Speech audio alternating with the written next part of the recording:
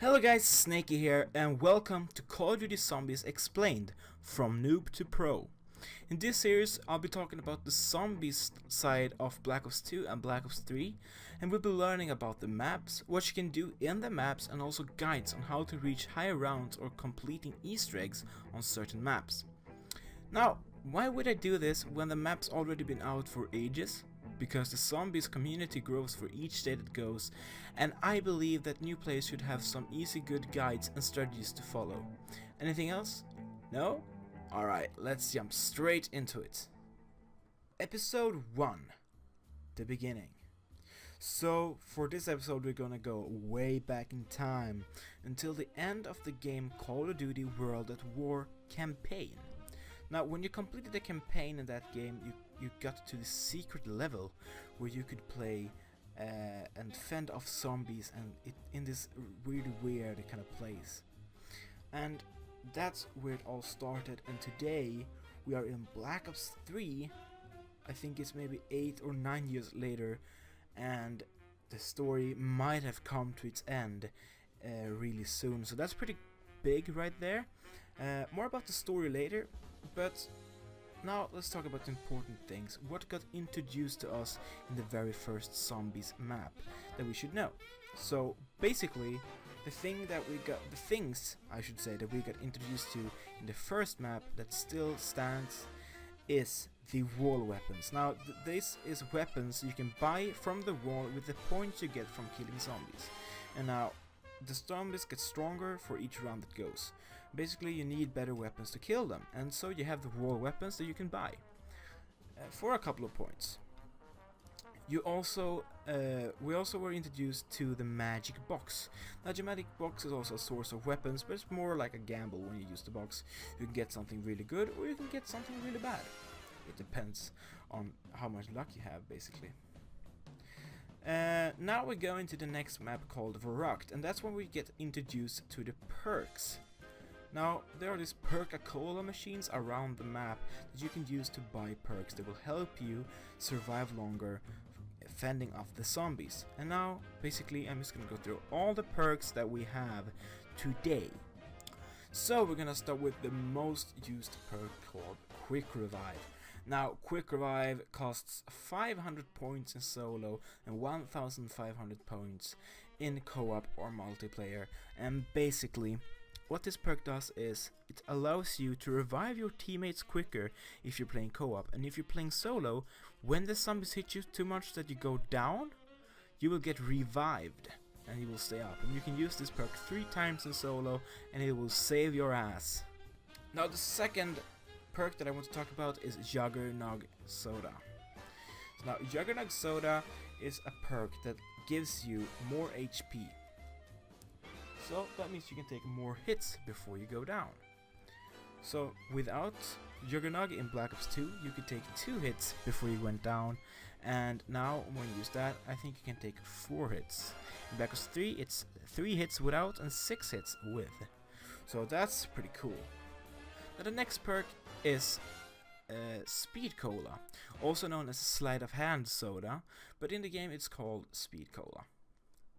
Now, Speed Cola lets you reload your weapons faster. Really useful if you want to stay alive longer, because time is key when it comes to zombies. Next perk I want to talk about is Double Tap, or Double Tap Root Beer. Now, there are a few different versions of Double Tap Root Beer, but basically, because we're gonna look especially at Black Ops 2 and Black Ops 3, we're gonna talk about Double Tap 2.0. Now, what Double Tap 2.0 lets you do is that it gives you extra damage on your bullets and lets you fire your weapon faster, so you will have higher rate of fire on your weapon. Now, the next perk is Stamina Up Soda, or Stamina Up Soda, whatever it's called. This perk lets you run faster and for longer distances.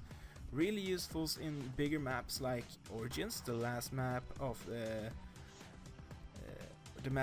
last map pack, I should say, in Black Ops 2, which is a really big map. And well, this is a really good perk to have in those bigger maps, because it's really important to be able to get around the map quick.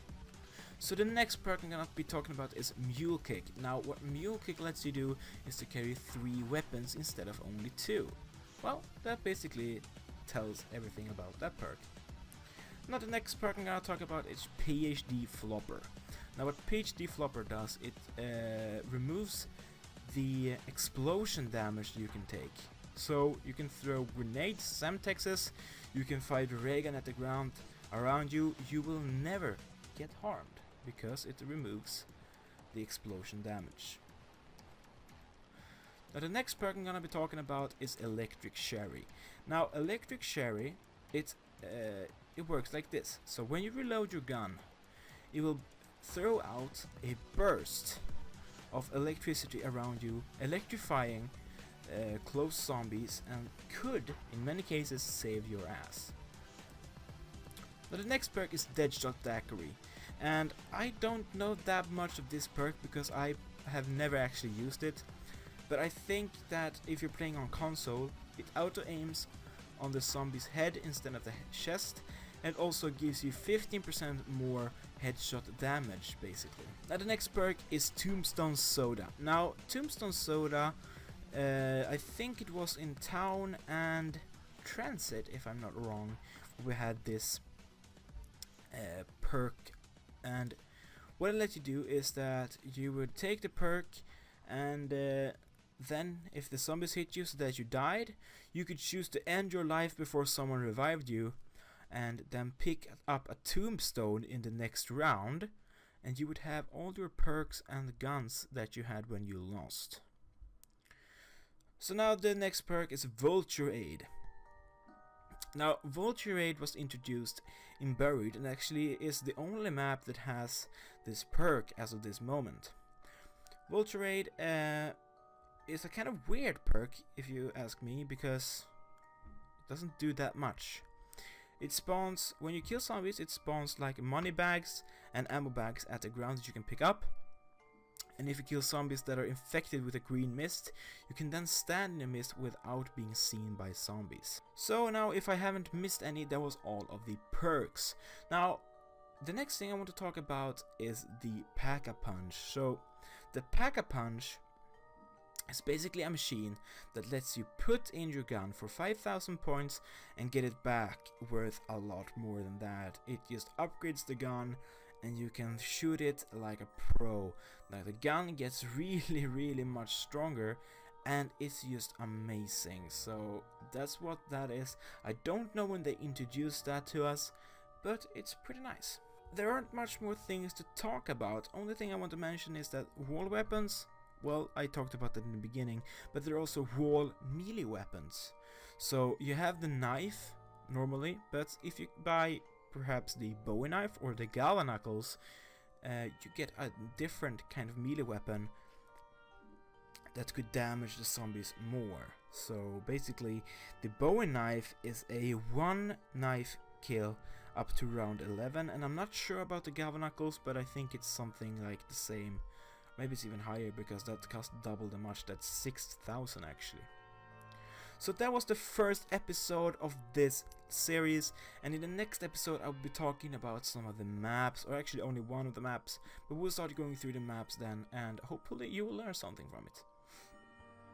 So thank you all for watching this video. If you liked it, please like the video, and if you haven't already, just subscribe to my channel. Also make sure to visit my friend ViroVolt here on YouTube. He's a great guy. Just go there, check him out, follow him, and have a great time until the next video, guys. Bye.